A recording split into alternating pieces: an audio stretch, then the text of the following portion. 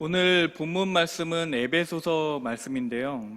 이 에베소서 말씀은 교회가 무엇인지에 대해서 말씀하고 계십니다.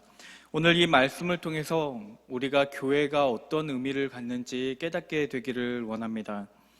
우리 옆 사람과 함께 인사하겠습니다. 교회의 의미를 깨달읍시다. 교회의 의미를 깨달읍시다.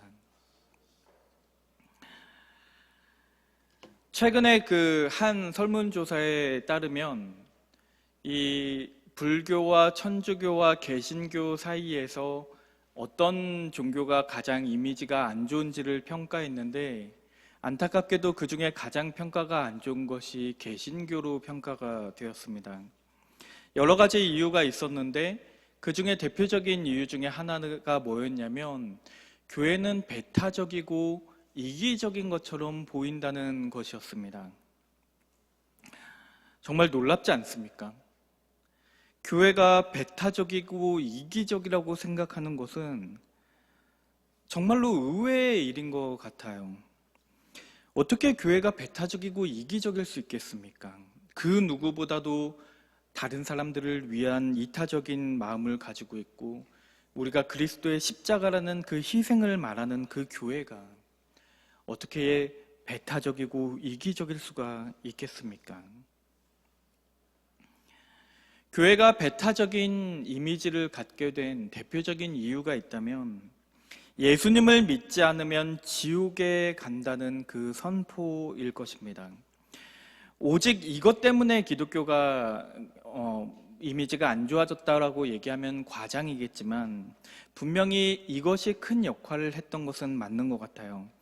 우리는 세상에 복음을 전해야 할 책임이 있었고, 그래서 길 위에서 예수 천국 불신 지옥을 외쳤습니다. 그건 세상에 죽어가는 영혼들을 위한 것이었고, 그 생명들을 살리기 위해서 그 불특정 다수에게 그렇게라도 복음을 전하고 싶어서 그 절박한 마음을 가지고 그렇게 선포한 것이었을 겁니다. 그래서 저는 노방전도를 하시는 분들을 보면 정말 대단하신 분들이라고 생각을 합니다. 저렇게 용기를 내서 사람들 앞에 나가서, 거리에 나가서 복음을 외치는 모습을 보면 정말로 놀랍습니다. 어떤 분들은 이렇게 노방전도를 하는 것이 오늘날 현대사회하고는 좀 맞지 않는 부분이 있다고 주장하시는 분도 계시지만, 저는 이 방식 자체가 문제라고 생각하지는 않습니다.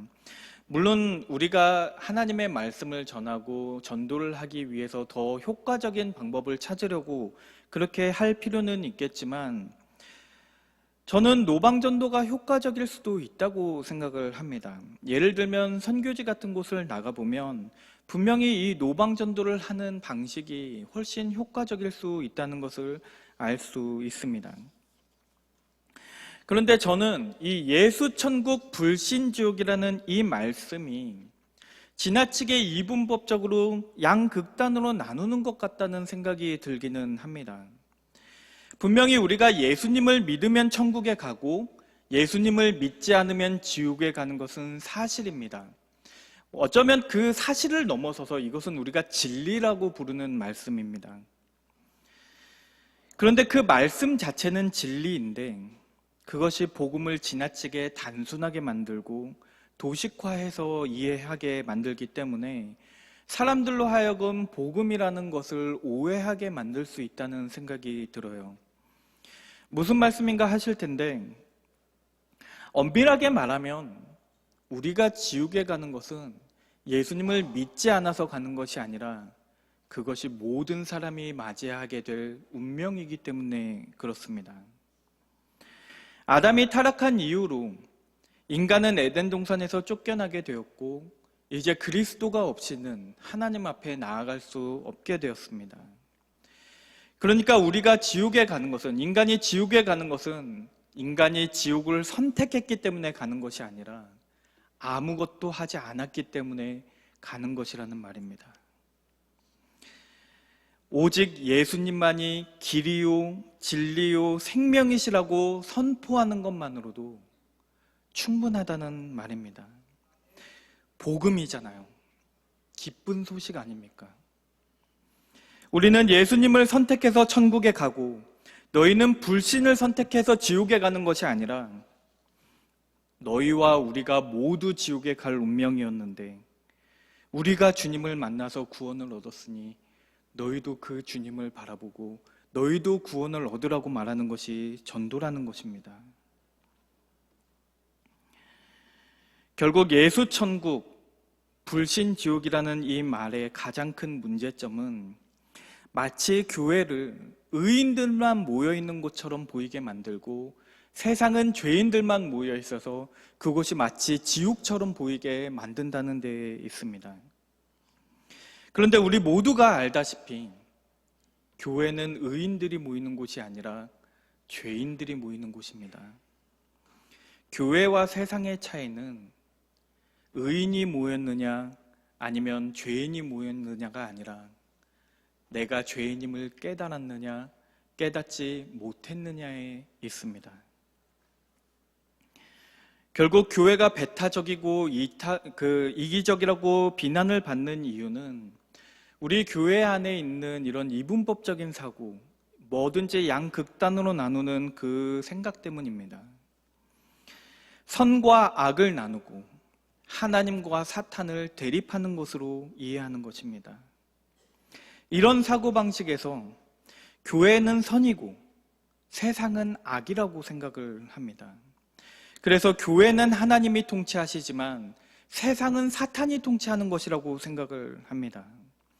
그래서 교회가 선이라고 생각하기 때문에 우리가 선이라고 생각하기 때문에 그들을 정죄하고 판단하니까 마치 우리가 심판관이 된 것처럼 그렇게 하니까 저들도 우리를 판단하고 우리를 정죄하는 것입니다.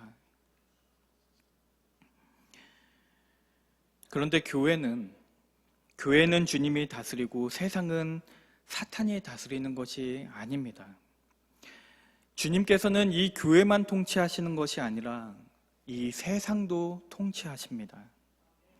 심지어 지옥조차도 주님께서 통치하는 곳입니다. 왜냐하면 만물이 그리스도로 말미암았기 때문입니다. 이 요한복음 1장 10절 말씀을 보면요, 예수님을 만물의 창조자라고 증거하고 계십니다.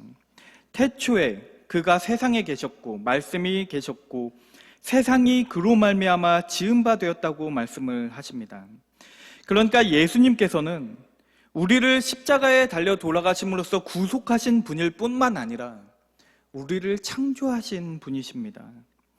교회도 그분에게 속하였고 창조세계도 주님에게 속한 것입니다. 다만 그 세상이 주님을 알지 못할 뿐입니다. 교회와 세상을 날카롭게 구분지어서 그것을 나누어 버리고 그것을 이분법적으로만 생각하는 것은 예수 그리스도의 권능과 능력을 간과하는 것입니다.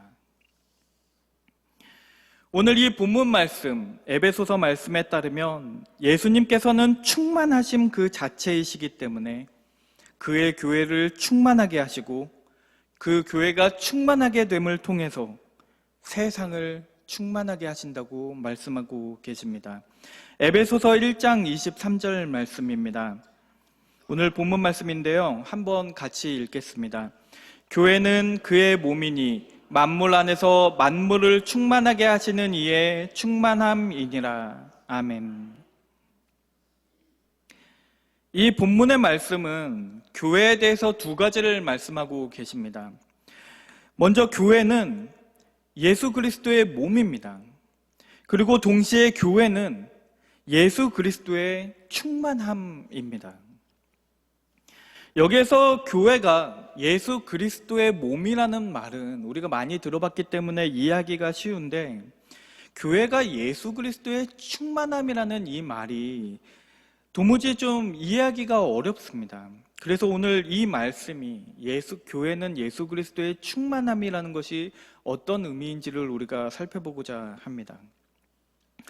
먼저 이 말씀을 이해하기 위해서는요, 먼저 예수 그리스도께서 충만하심이라는 그 개념을 먼저 이해할 필요가 있습니다.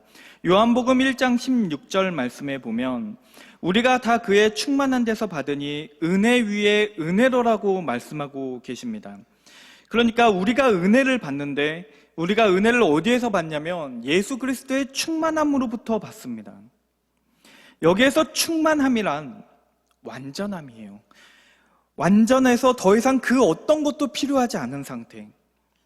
완전히 가득 차서 그 어떤 것도 추가될 수 없고 그 어떤 것도 필요로 하지 않는 상태.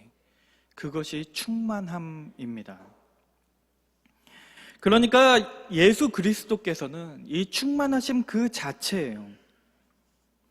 그리고 그리스도께서 충만하심이기 때문에 그의 몸된 교회를 충만하게 하신다고 말씀하십니다. 골로새서 2장 9절에서 10절 말씀을 보면 이 부분이 훨씬 오늘의 본문 말씀보다 명확하게 드러납니다. 제가 읽어드리겠습니다. 그 안에는 신성의 모든 충만이 육체로 거하시고 너희도 그 안에서 충만하여졌으니 그는 모든 통치자와 권세의 머리시라. 아멘. 그러니까 주님께서 이 땅에 계실 때 그 육체 가운데 그 신성을 충만하게 가지고 계셨던 것처럼 이제는 그 신성을, 그 충만함을 그의 몸된, 이제는 그의 몸인 교회에게 충만하게 하신다는 말씀입니다. 그런데 어떻게 그리스도가 교회 안에 충만하게 되냐면 각자 자기의 자리에서 자기 맡은 바 사명을 할 때 가능하게 됩니다. 에베소서 4장 10절에서 13절 말씀인데요. 제가 읽어드리겠습니다. 내리셨던 그가 곧 모든 하늘 위에 오르신 자니 이는 만물을 충만하게 하려 하심이라. 그가 어떤 사람은 사도로, 어떤 사람은 선지자로, 어떤 사람은 복음 전하는 자로, 어떤 사람은 목사와 교사로 삼으셨으니 이는 성도를 온전하게 하여 봉사의 일을 하게 하며 그리스도의 몸을 세우려 하심이라. 우리가 다 하나님의 아들을 믿는 것과 아는 일에 하나가 되어 온전한 사람을 이루어 그리스도의 장성한 분량이 충만한 데까지 이르리니. 아멘. 이 말씀은 주님께서는 이 교회 안에 각자에게 직분을 주시고 또 역할을 주셔서 그 섬김을 통해서 그리스도가 교회 안에 충만해져야 한다고 가르치고 계십니다. 우리가 교회 안에서 서로 다른 직분을 가지고 있고 우리가 주님의 지체이기 때문에 각자가 다른 역할을 하고 있지만 궁극적으로 그 모든 것들이 그리스도가 교회 안에 충만해지게 하기 위함이라는 것입니다. 그래서 여러분들과 저는 동역자입니다. 우리는 같은 일을 하는 동역자예요. 여러분들도 교회 안에 그리스도가 충만해지게 만들어야 하고 저도 교회 안에 그리스도가 충만해지게 만들어야 하는 것입니다. 이것이 교회예요. 모두가 각자의 자리에서 그리스도로 충만해지는 것. 말씀을 전하고 찬양을 부르고 악기를 연주하고 또 기도를 하고 방송을 하고 꽃꽂이를 하고 청소를 하고 사람들을 안내하고 또 차량을 운행하고 그리고 식당에서 음식을 준비하는 그 모든 것들이 그 자기 맡은 것들에 충실한 것들이 교회 안에 그리스도의 분량이 충만하게 되는 것입니다. 마치 하나의 퍼즐도 빠짐이 없는 그 퍼즐의 그림처럼 그 모든 것들이 다 짝을 맞춰서 그 역할을 할 때 비로소 교회가 그리스도로 충만해지게 됩니다. 그리고 교회가 충만해지면 이제 세상이 그리스도로 충만해지게 됩니다. 다시 말하면 우리가 각자의 자리에서 일을 하고 있는데 우리가 각자 맡은 사명을 감당하고 있는데 그리스도의 영광이 온 세계에 온 만물에 드러나게 하신다는 말씀입니다. 그래서 우리가 교회에서 맡은 바를 잘 감당하면 그리고 우리가 그리스도로 충만하여지면 이제 주일만이 주의 날이 아니라 월요일부터 토요일까지 그 모든 날이 주의 날이 된다는 것입니다. 교회만 주님이 통치하시는 곳이 아니라 우리가 가정과 직장과 사업장에서도 주님께서 통치하시는 곳이 된다는 말입니다. 오늘 이 에베소서 본문의 말씀을 보면 주님께서는 교회와 세상을 완전히 분리된 것으로 이해하고 있지 않으십니다. 오히려 이 말씀은 세상 가운데서의 교회의 역할을 말씀하고 계세요. 이 말씀을 보면 주님은 교회만 충만하게 하시는 분이 아니라 만물을 충만하게 하시는 분이십니다. 하나님의 사랑은 이 교회 안에만 갇힐 수 없고 이 교회에만 국한될 수 없습니다. 하나님은 세상을 이처럼 사랑하셨습니다. 요한일서 2장 2절 말씀에서도 그는 우리 죄를 위한 화목제물이니 우리만 위할 뿐 아니요 온 세상의 죄를 위하심이라고 말씀하셨습니다. 그러니까 그리스도의 사랑은 모든 사람을 향하여 있습니다. 물론 이 말씀이 모든 사람이 구원을 받을 것이라는 것을 의미하지는 않습니다. 마태복음에서 주님께서는 청함을 받은 자는 많되 택함을 입은 자는 적으니라고 말씀하셨어요. 이 말씀의 의미는 하나님께서 모두를 부르셨다고 해도 하나님께서 모두를 사랑하시지만 그들이 모두 택함을 받은 것은 아니라는 것입니다. 결국 그 사랑을 받아들여야 하고 그리스도를 믿는 그 믿음이 없이는 우리가 구원을 받을 수 없다는 것은 분명합니다. 그러나 그리스도의 그 사랑이 온 세상 만물에 영향을 미치고 그 온 세상 만물을 향하여 있다는 그 사실을 우리가 부인할 수는 없어요. 그래서 교회는 그리스도의 사랑을 세상에 전해야 할 책임이 있습니다.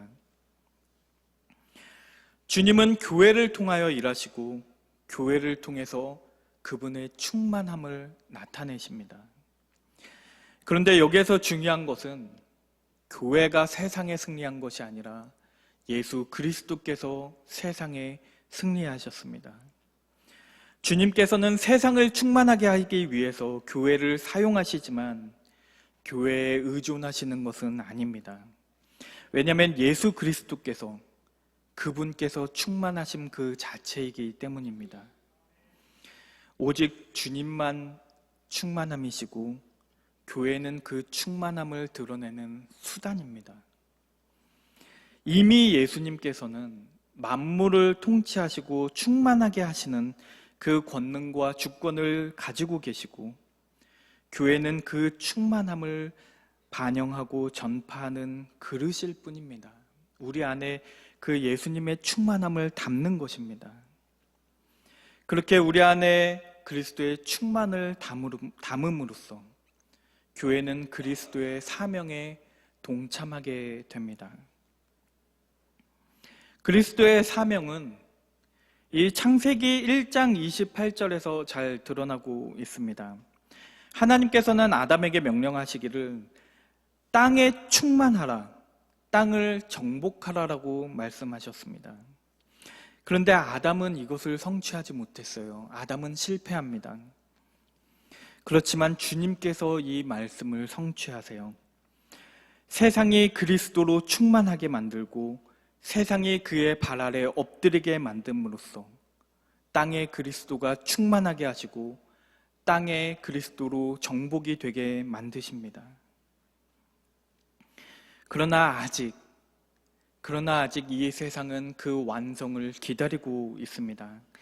마치 교회가 그리스도의 장성한 분량에 충만하기까지 이르러야 하는 것처럼 이 세상도 그리스도의 충만이 이르러야 합니다. 그래서 세상은 지금도 그곳이 주님의 임재로 가득 차기를 기다리고 고대하고 있습니다. 그리고 그 세상의 충만해짐은 교회의 충만함을 통해서 이루어질 것입니다. 마치 오병이어 기적에서 4,000명을 먹이고 7 광주리가 충만하였던 것처럼 거기에서 가득 찼다라는 이 단어는 충만함이라는 단어입니다. 그렇게 교회를 채우신 그리스도의 충만함이 7 광주리의 세상에도 충만해야 합니다. 교회는 세상과 구별되어야 합니다. 교회와 세상은 결코 같아질 수 없어요. 교회는 거룩하기 때문입니다. 세상은 그리스도의 통치 아래 있는 곳이지만 결코 세상이 그리스도의 몸이 될 수는 없습니다. 오직 교회만이 그리스도의 몸이기 때문에, 그래서 교회가 먼저 그리스도로 충만해져야 하는 것입니다. 그렇게 교회는 만물 위에 세워지고 그리스도의 충만함으로 그 어둠을 몰아내고 그곳에 빛이 가득하게 만들어야 하는 것입니다. 오늘날 교회가 배타적이라고 지탄받는 이유는 마치 예수님께서 교회만 다스리시는 것처럼 보이게 만들기 때문입니다.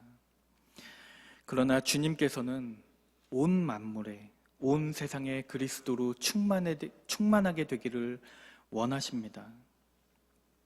그것이 우리가 전도하는 것이 될 수도 있고 세상 안에서 우리가 봉사하는 것이 될 수도 있습니다. 또 그냥 지나가면서 사람들에게 따뜻한 말 한마디를 건네는 것이 될 수도 있을 겁니다. 그 무엇을 하든지, 우리가 먹든지 마시든지 모두 다 하나님의 영광을 위하여 하면 온 만물이 그리스도로 충만하여질 것입니다. 오늘 새하늘교회가 예수 그리스도로 충만해지기를 원합니다. 이 지역을 밝히는 등대가 되어서 예수 그리스도께서 이미 온 세상에 충만하시다는 것을 우리가 드러내기를 원합니다.